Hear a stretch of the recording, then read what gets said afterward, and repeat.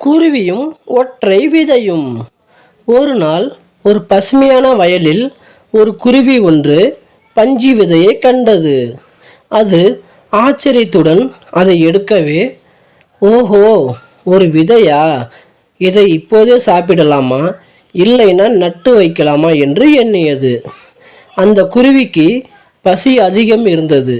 ஆனால் அது சிந்தித்தது, நான் இப்போது இதை சாப்பிட்டால் இன்று மட்டுமே பசி தீரும்.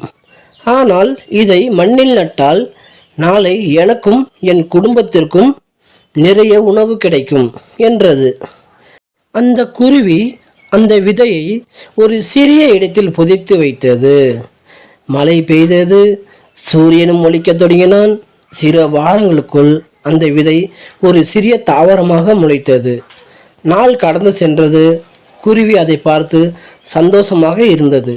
3 மாதங்களில் அந்த செடி ஒரு மிகப்பெரிய பஞ்சு மரமாக வளர்ந்தது. அது பல விதைகளை கொடுத்தது. இப்போது அந்த குருவிக்கு தினமும் சாப்பிட பல விதைகள் கிடைத்தது. அது தனது குடும்பத்தையும் அழைத்து வந்து அனைவரும் சேர்ந்து அந்த மரத்திலிருந்து விதைகளை சாப்பிட்டனர்.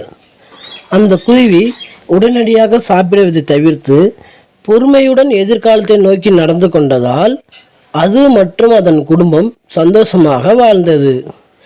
பொறுமையும் எதிர்கால சிந்தனையும் நமக்கு நிறைவான வாழ்க்கையை தரும்.